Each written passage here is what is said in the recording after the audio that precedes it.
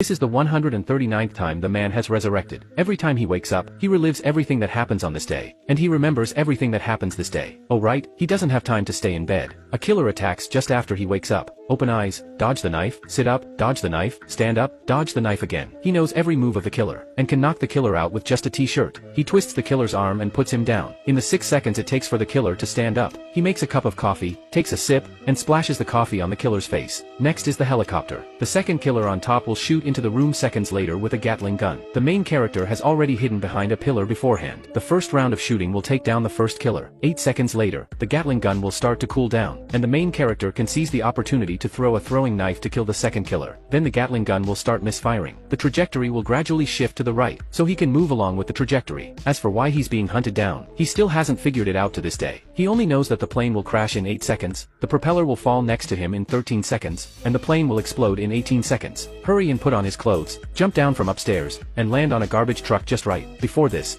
he missed the truck 22 times, and once got crushed by a truck directly, which was really miserable. Next, he will grab a sports car by the roadside. Every time this man shouts one sentence, "Someone's stealing a car," then his glasses get stolen too, so he has to leave quickly, because the third group of killer sisters is coming. Not only the killer sisters, on this day, he has encountered at least 7 waves of killers. He has been killed by this Yordle twice, by this half-sibling not related by blood 3 times, and by this long knife girl 8 times. He has counter-killed other killers, except for the long knife girl, who always beheads him with a single stroke every time. Sometimes the man manages to evade the pursuit of the killers, but he hasn't figured it all out yet, so he goes to a bar instead, orders 2 bottles of strong liquor, and drinks them all. Actually, he has tried to resist, but there are just too many killers. He has never survived past 1247, so he gave up struggling. Actually, he probably can guess who put him into this infinite loop. It's likely his ex-wife, who happened to visit him yesterday. As a top physicist and his ex-wife, she asked for his help, but didn't tell him what she needed help with, just cut a strand of his hair, and told him to pull himself together. He also called his ex-wife, but his boss answered the phone, and told the main character that his ex-wife had passed away, and now it's his turn.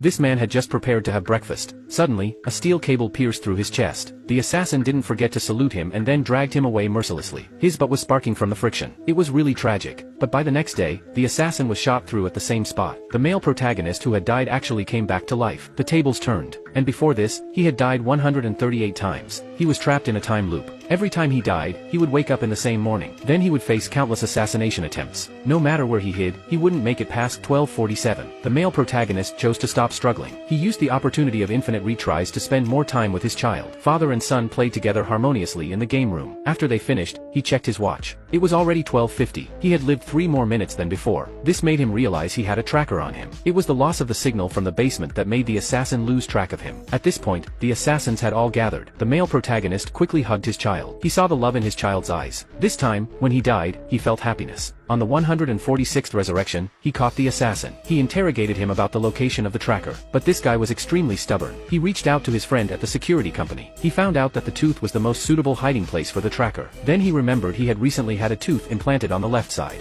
The male protagonist hurried to the bathroom. He drank alcohol while pulling out his teeth one by one. As each tooth was pulled out, he finally found the tracker. He used the tracker as bait to lure the assassin into a trap. After killing them one by one, he confidently proceeded to the next level. He arrived outside the perimeter wall. He stepped on the gas, luckily making it through smoothly. On the second attempt, the male protagonist drove directly inside. There were dozens of security personnel inside, but the male protagonist wasn't in the car. He used a bomb to blow them up, but he didn't expect the security team leader to be nearby. Well, start over. On the third attempt, the male protagonist preemptively killed the security personnel. He took the identity card of the half-brother, and successfully infiltrated the base. He reached the elevator. The male protagonist swiped the card. No Ferisastin. Then he was killed by the soldier. On the fourth attempt, he took the initiative to kill the soldier. He walked out of the elevator, with dozens of guns pointed at him from outside. The male protagonist quickly shot himself in the head. The fifth time, after killing the soldier, the male protagonist realized there was surveillance in elevator. That's why there were so many people waiting for him. Well done. On the sixth attempt, the male protagonist directly disguised himself as a soldier. Finally, he reached the hall, only to find Long Knife Sister waiting for him. Resurrection for the 150th time. The man finally reached the final level. The longsword girl had been waiting for a long time. Pistol against longsword. The result is quite obvious. Within 10 steps, the gun is faster. This one doesn't count.